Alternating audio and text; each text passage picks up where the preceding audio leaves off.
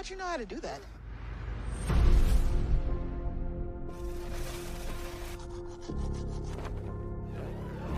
Okay, Peanut, where do you want to go first? Pluto. Pluto. Close your eyes and go to sleep. Weightless and free. I'm taking Luke to the clinic. You march in there and you talk to the wrong person, you're screwed. The visa for your bone marrow transplant, it's expired. I was a doctor in one of the busiest medical centers in Manila. I'm afraid we can't help you. Can you really turn away a 5-year-old boy? You're an illegal.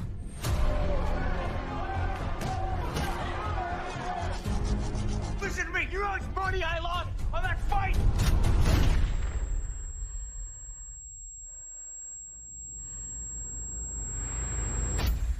I'm just the clinic lady. I can help you make this disappear. You have a great attention to detail. I take pride in my work. I want you on call. You and I are both in a country that's not our own. It's not about doing things the right way or the wrong way. Everybody's got a price. Any way you can. When they're on the wrong side of the gun. Why do you want me to work for you? Because I don't want to have to kill you. Wipe everything clean. I did what I did to stay alive. You need to stay invisible. Your son is sick. I can help you. Tony De La Rosa? We have a few questions for you. But this is not who I am.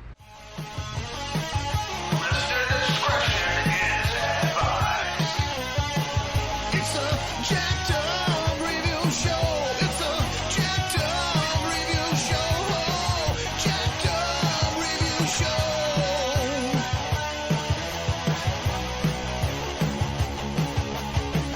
It's a jacked up review show. It's a jacked up review show. Jacked up review show.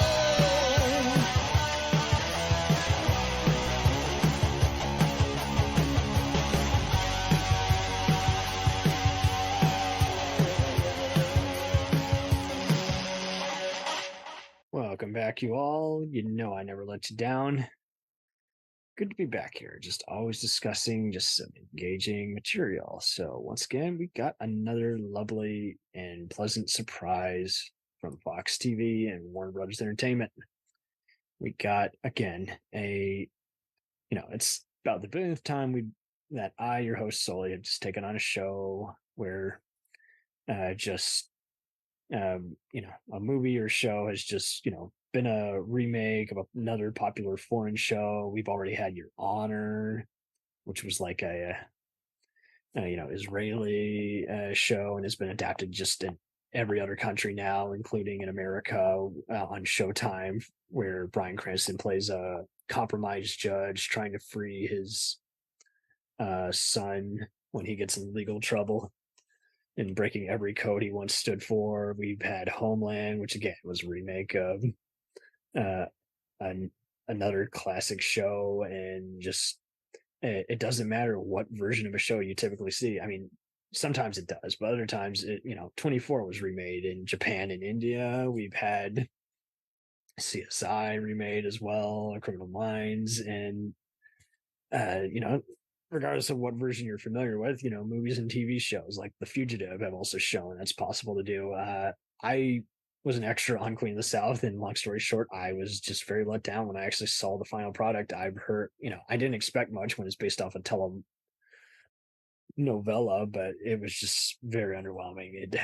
And I was worried about the same here. I was like, uh-oh, is this a queen pin? Is this another person on the run? What the hell is the cleaning lady? And again, I knew it was a remake, it's an update, but I had more,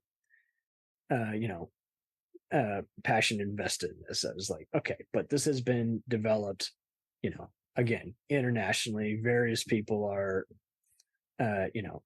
involved in this, and much like The Office, they remade it just about every other country, or they're about to. I was already familiar with the developer, Miranda Kwok. She's Canadian American, Asian filmmaker. She worked as a staff writer on Spartacus Blood and Sand before trying to remake a bunch of other movies and shows, and she was one of the main writers on the 100. And yeah, this is her first big break, just leading the way, and she decided to develop it with a bunch of other just actresses who had done some various movies and shows, and she was able to get the cleaning lady, both season 1 and 2 done in 2021, because that's when we were aching for content. We were getting over COVID, and I heard about the various actresses that were attached to it, but they found the right one. The lead role, the title role, said cleaning lady is a former Manilan surgeon who's now trapped in Vegas as an undocumented immigrant, Tony de la Rosa, and played perfectly by Elodie Yung. Yes, the French actress who is immortalized as Elektra on the Netflix Marvel show Daredevil. You've definitely also seen her on other movies and shows such as G.I. Joe Retaliation, District B13 Ultimatum, and The Hitman's Bodyguard, where she was Ryan Reynolds' love interest. And of course, she has also done some motion capture for 2 separate episodes of Love, Death, and Robots. And yeah, it's just cool to know that once again she can carry a show. She also was in one of the Call of Duty video games recently. But no, I'm a fan, and for good reason. It has nothing to do with how stunning she is when you actually look at her. It has everything to do with she has a very quiet atmosphere, and to her, she compliments everything on screen. I trust everything coming out of her mouth. She just has a very cinematic presence, and that says a lot considering she's mostly done TV. And TV does not have to suck. People go back and forth. Oh, remember when TV was good? Oh, remember when TV sucked? I've always been a TV guy. I have always found so many cult movies and beloved and beyond underrated just narratives on the small screen that I adore. I'm watching all kinds of movies and shows. I can watch a cool Stargate or Law and Order show as much as a just very intense show like Ray Donovan, Criminal Minds, Yellowstone, Alaska Daily, A Million Little Things, and even Psych.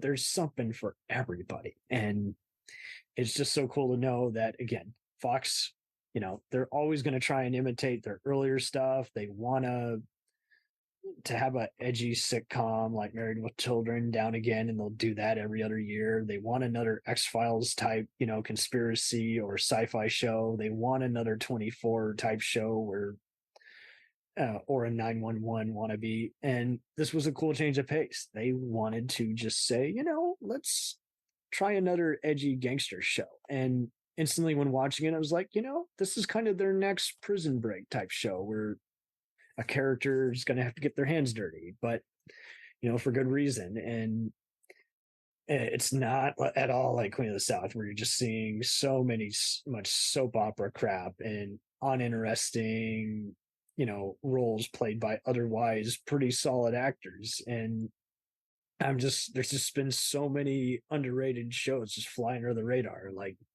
Yellow Jackets and, even other shows that are well liked, but not every podcast wants to cover, like Bosch. And it's just cool to just see that there's something for everybody now. And so let's get to the rest of the cast members. I'm not going to talk too much more about that. It is a cleaning lady, has her own business with her friend, and as a result, gets into so many just walking the line, between anti-hero and fugitive on the run. And just, what do you do when the world is against you? It's not your oyster.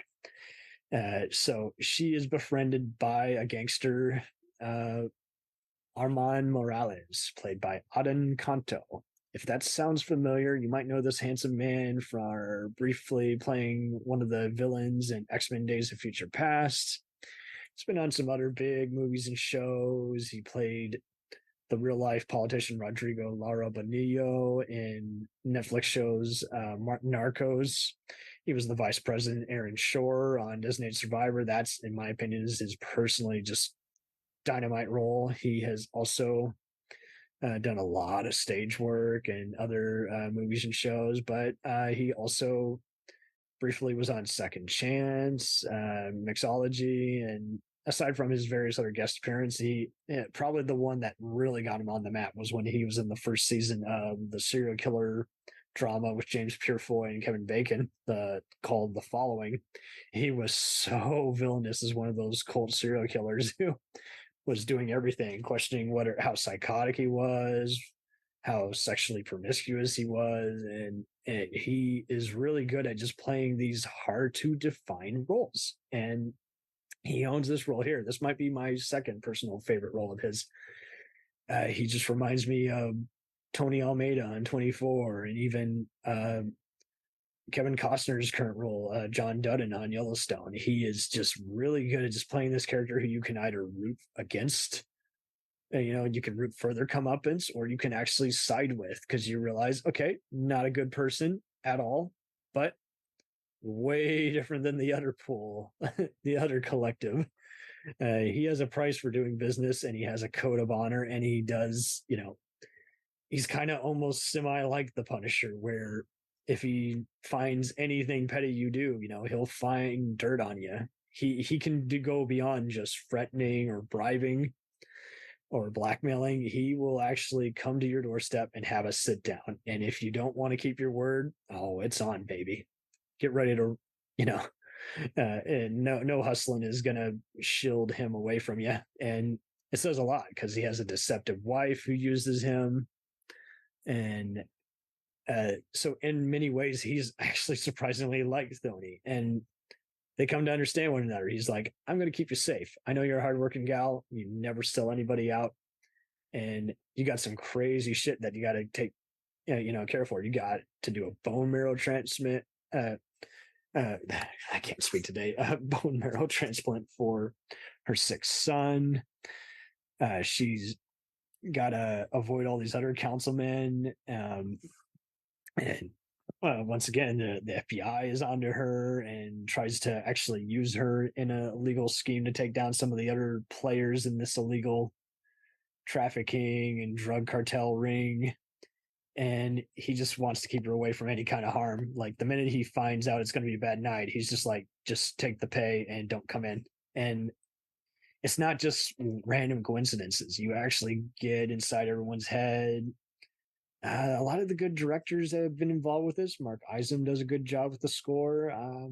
There may be like one or two filler episodes, but it's going somewhere special. So in the rare occasion that you see a less inspired director, or one who's not necessarily good with crime or mystery or action per se, you let it slide. It's still very intriguing in a Breaking Bad, or again, Ray Donovan kind of way. And it's just cool to see that on network TV. It's not shying away from CSI type gore. And at the same time, just cool guest stars. Lou Diamond Phillips has directed a few episodes, and that's because, much like every other TV actor, there's many, including Peter Weller and such. If he has a recurring role on the show or a guest spot, he ends up also pretty much directing it a season later. And that's the case. He was shady car dealership, head who basically is blackmailed, and he's basically coerced into, having to be the bone marrow transplant guy. But then he has a change of heart, and Tony's like, oh, he doesn't want to go with it. I'm not going to force him. And then he hears her sob story, and he's like, you know what? I got nothing going on. I have kids who don't talk to me. I got all those riches. I don't even, I have nothing to live for. I'll fucking do it. And he doesn't survive, but his presence is kind of felt. You kind of, Thony is not selfish at all. And again, Elodie Yung just echoes that so well here. I was even joking with my sister, who's a big, superhero fan. I'm like, oh, Elektra's having to get her hands dirty. She thought that was really funny. But yeah, just some of the other, Michael Offer I saw was a UK screenwriter who's done some other crime shows. So the presence is felt. Like, this would be just as engaging if it were on UK or German or Israeli television. There's plenty of other great international shows that Netflix and Amazon have introduced us to, and this is no exception. And just all the other actors do a good job here. I like the shady councilman, and again, no one is focused on for way too long than it's worth. Sometimes some of the rap music gets a little annoying, but it's not overdone or crappy like in a Fast and Furious way where you're like, Jesus, that is just not music. That's just noise.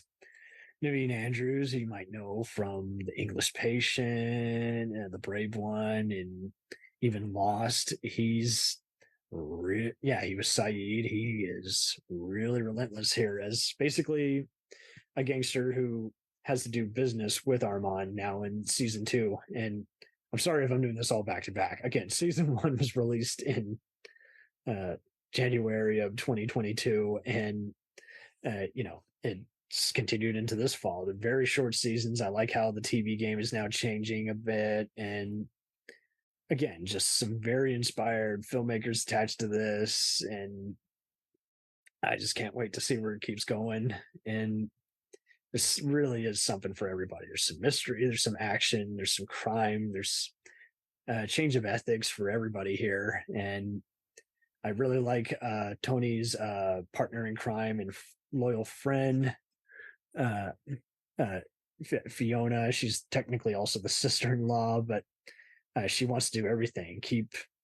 And when Tony's abusive husband returns out of the blue and kidnaps her son, like tries to take him across the border, things really get heated up here, and it's well earned. No one feels like they're just there to just move the plot along. They really do feel like they got demons that they're gonna unleash. And again, for the billionth time, it's just cool to see people try to do their own thing without just trying to just imitate the shit out of Tarantino, Scorsese, Michael Mann, even David Ayer.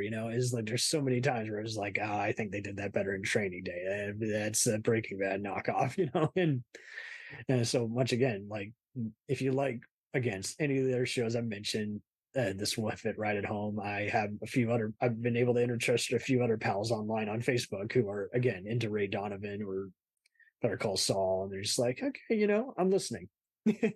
and they liked what they heard. And there's some other casual guest stars. Jay Moore, the Saturday Night Live, former comedian. He's been doing a lot of serious stuff lately, and he was really appropriately sleazy as one of the councilmen. But again, no subplot so far has gone where I'm like, where the fuck is this going? It's never been overstaying its welcome or going on way too long or just feeling like it's there to fill time. And I felt like some of the other directors I saw attached had worked on shows like, again, Bones and other shows. So I think they're used to taking what sounds familiar and then just twisting it around a bit more. And I applaud them for that. There's been some women and other minority filmmakers working on this, and even people just known for just all kinds of roles, second assistant directors, stage managers, makeup, and comic books have been involved with this. So there's something for everybody.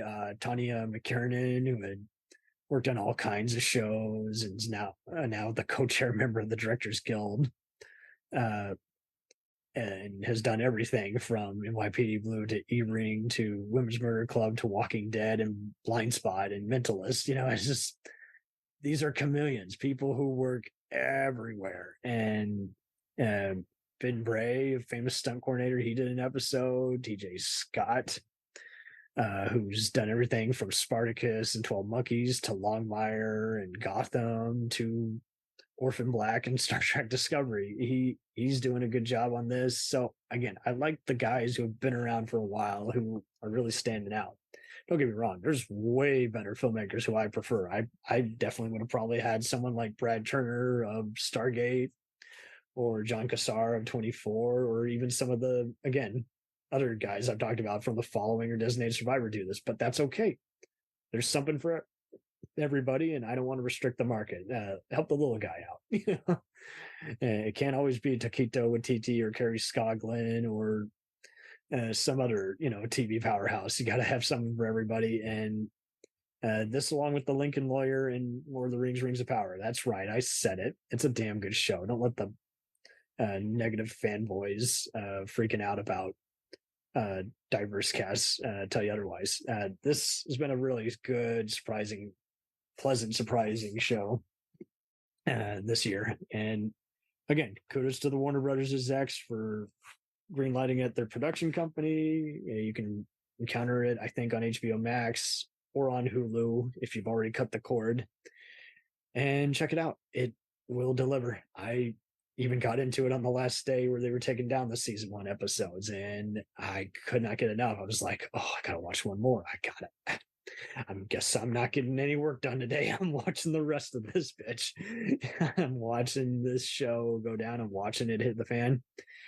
And again, it's just cool to see again just how one episode might be a fugitive on the run episode, another episode would be oh shit, there's a dead body, who do we ask for a favor and basically owe our life to, and it's just cool to see how characters can try and survive without doing just unlikable shit. Like people, they're not going to cover up bodies, but they're going to have to definitely give warnings or knock assholes out. They are not going to murder anybody, and at the same time they're surrounded by murderers who give them employment, keep their green card up, but then at the same time they have to avoid. And altogether, again, Kanto's character Morales is an intriguing gangster, because at the end of season 1 he doesn't have his empire under inspection. He keeps getting harassed by the feds, even in season 2 when he's released from prison after barely surviving it. His rival turned partner Hayak, played by Naveed Navagan, who you might know from his very freaky portrayal on shows such as Legion and Homeland. Once again, he's another Iranian actor playing a Latino role. I'll go with it. Someone signed off on that. Actually, technically, he's playing an Arabian businessman, but whatever. He puts on all kinds of accents in the various roles he's done, and it was just cool to just see him. Again, one minute he's pulling the strings, the next minute he's actually having to work unlikely with Morales, and so that was a cool back and forth report that they had going, both from an acting standpoint and from a plot twist standpoint. That's all you can do. You got to just keep challenging the viewer, and it's never to the point where you're like, that episode didn't go anywhere, or there was a lot of car chases but no resolution. No, it's pretty good at resolving some stuff and then opening up a new barrel of monkeys, a new barrel of problems, a new bunch of shit in the fan. And again, I think I see at least 3 more years in it. But if it wants to go to 10 years, bring it on. Something for everybody. And once again, it's just cool to see someone who's got to, again, get their hands dirty, make a living, and then just their world just starts rupturing, starts tearing them down, and then they got to start all over. That's very intriguing drama. It's very cool from a screenwriter perspective, and it's also just cool as a viewer to just see that not everything is as it seems or as it's initially perceived, or as you can easily predict, let alone just, again, when we compare all these shows to each other, we want something that really does just kind of, it's more than just trying to be edgy or push the limit of what can be allowed on any kind of channel. It's really cool to see a show that's concerned with, how do we keep this intriguing and consistent? Never, oh, well, I guess we, got the next 3 years figured out. And I don't know that anyone will ever, always be able to pick the brains. If they cancel this, there will be an outcry. There will be people like, oh, I recall that being good. Or we were like, why would they cancel that? That's fucking stupid. This was a great show. And it really will be compelling for many viewers, especially those, if you're not even necessarily into crime movies. I could see you liking this because you like the cast members, you like a simple mystery, or just, again, someone, held hostage one minute and then fighting back It's not a Lifetime movie. It's not a stalker filler. It's not a pretentious and overblown psycho filler trying to be like Hannibal or, just some other like it or hate it tale of corruption. And again, when you build your own fictional world in a shady Vegas area and then show them having to do so many different things, and even when you might perceive or think of a scenario that might get done, when it ends up happening, it never goes the way you think it will. Because so often when someone brings someone up, you're like, I bet they're getting a fixer. I bet they're getting a lawyer. I bet they're going out and shooting this person. No, it does so many 180s, and for the better. And so with that, I am tipping my hat. It's an easy 4 out of 5 binge watch for the cleaning lady. Again, if you want to watch it, you can try HBO Max, you can try Hulu, or you can record it off of your Fox affiliates on your cable TV package with your DVR. Or again, you can just wait for a home media or digital rental or buy. That is perfectly fine. Whatever you got to do, please check it out. You won't regret it. And thank you for letting me sound off on it. I hope you enjoy the show. Please let us know how we're doing. We only get better if you voice what you think about us. But at the same time, you're welcome to come on the show if you like what we do and want to interact with us. We'd be happy to have you. If you also really just, again, dig the show, please leave us a review, and of any kind, just let us know what you thought. I'm curious. I don't want to hear myself just fucking talk. And even sound off on us on Instagram and Twitter. No spam or porn links, please. I'm not gonna go for that. That's bullshit. Actually, let us know how we're doing. And we try to do something for everybody. We try to do interviews, different genres, a movie and TV show or music band retrospect, as well as even talk about other stuff like books, video games, and even restaurants. That's right. We talk about food. So if you enjoy the show, let us know. And ta-ta for now, folks. We'll return after these messages. Do you ever find yourself thinking about who would win in a fight between Goku and Superman? Hi, I'm James Gabsy, and on the Who Would Win show, me and my co-host Ray ignore anything important happening in the outside world and debate fictional battles between characters from comics, movies, and video games. We got a new show every week, and almost always am I the winner. Yeah, not true, Ray. In the past, we've discussed such matches as Captain America versus Darth Vader, Solid Snake versus the Iron Giant, classic matchups like RoboCop versus Terminator, and even the Muppets versus Sesame Street. That one was crazy. So if you're a fan of geek culture and love a spirited debate, check out the Who Would Win show wherever you get your podcasts, or check us out at whowouldwinshow.com.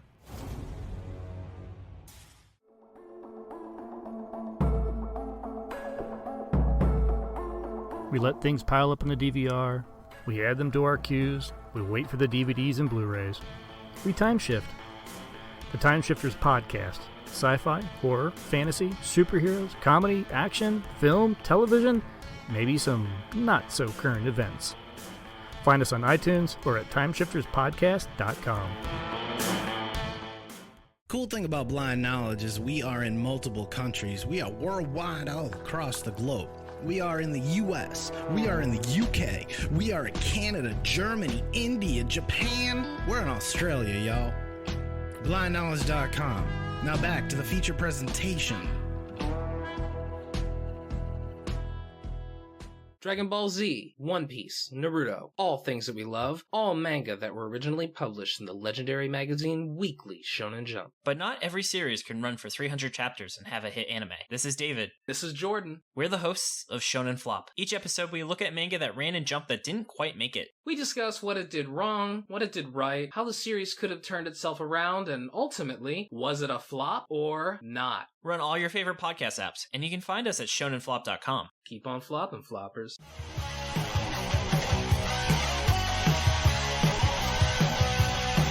Follow us on the web on Facebook, Twitter, and Instagram The podcast is available on Podbean, Spotify, iHeartRadio, Anchor, Apple, and anywhere else podcasts are available. Feel free to review our show and leave comments on any of those sites.